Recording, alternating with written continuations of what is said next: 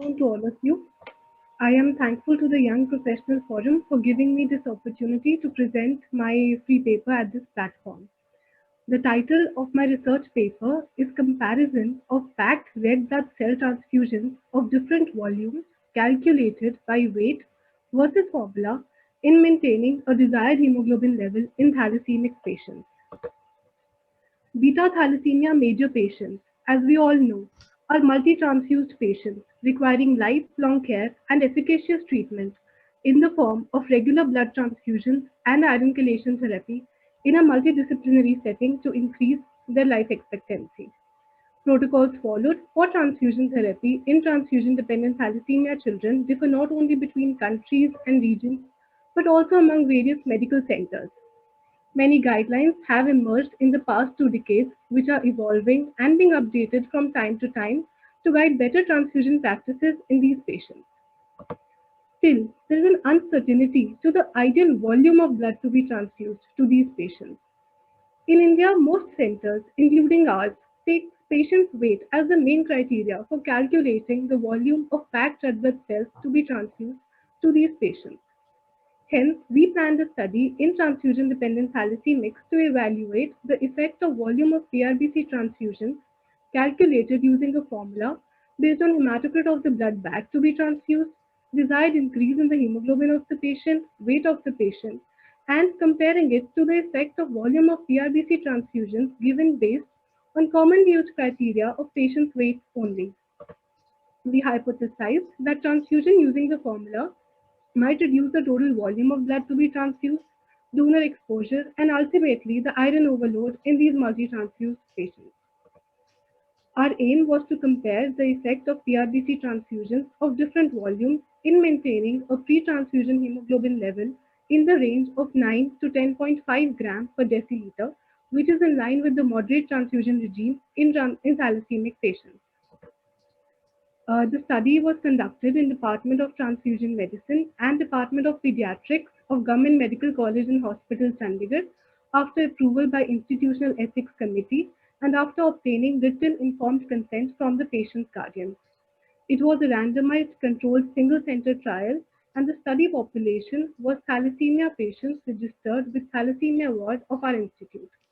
The calculated sample size was 50 thalassemic patients divided into two groups of 25 each. Study period was 6 months and the study was conducted in 2019.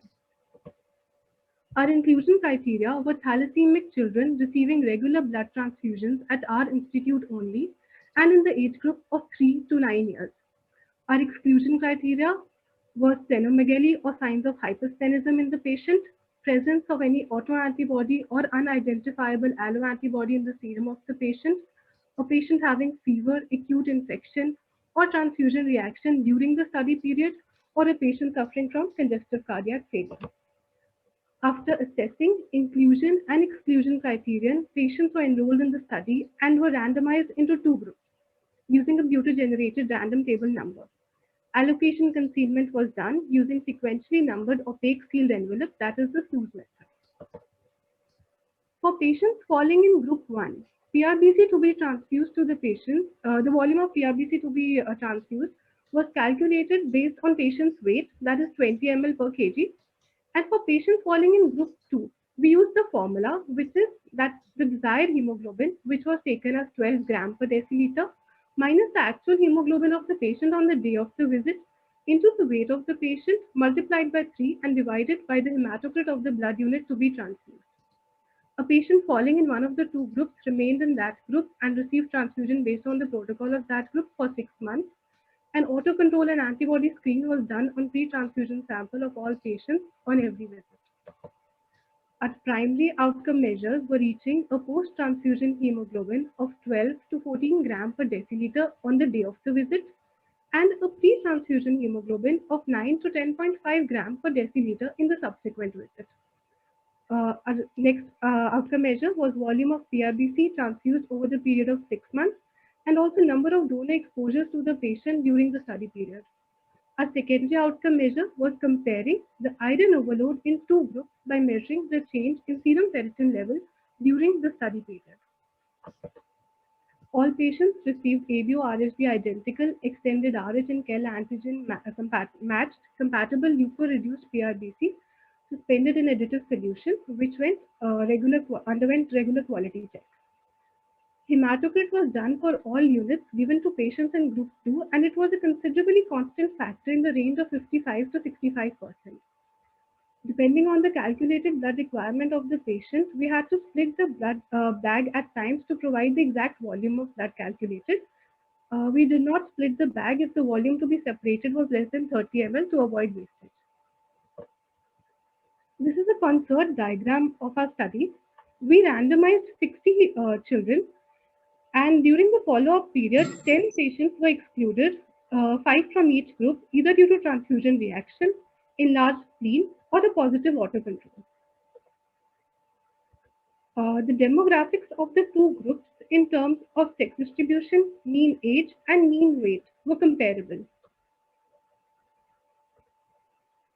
Group 1, that is the weight-based patients, came to us for a lesser number of visits over the 6-month period, but by the end of 6-month period received more number of units, which corresponds to donor exposure. Also, they received a higher volume of transfusion per visit.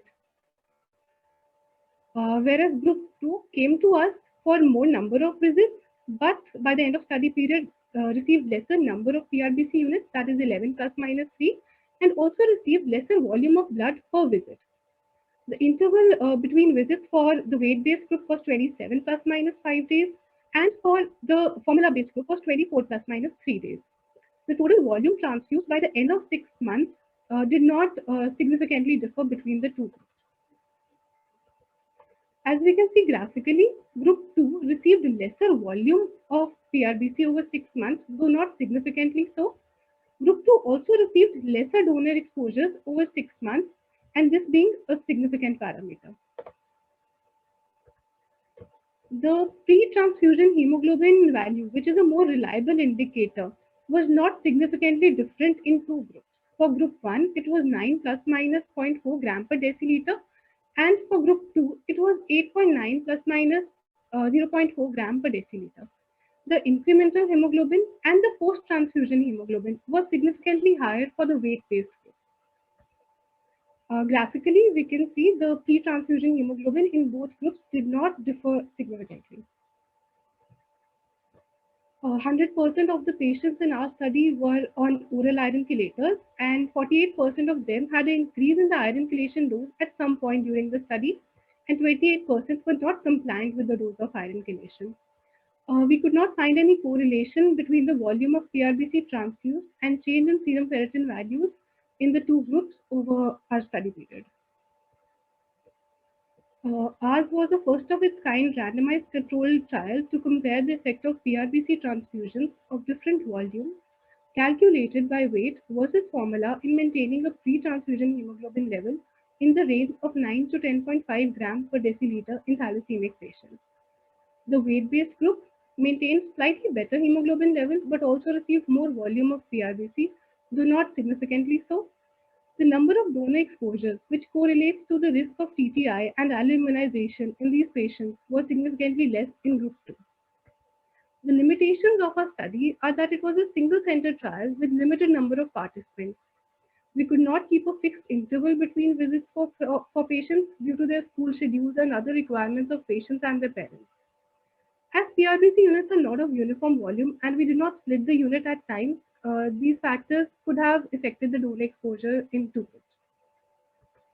To conclude, adequate amount of blood based on pre-transfusion hemoglobin of patients along with weight of patient is better.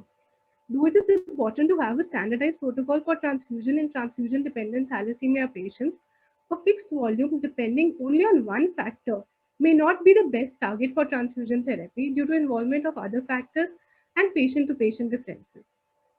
The volume of PRBC bag available should be considered to reduce donor exposure, and clinical and laboratory evaluation of thalassaemic patients at regular intervals will guide the right decision of an ideal transfusion volume per visit. Thank you so much.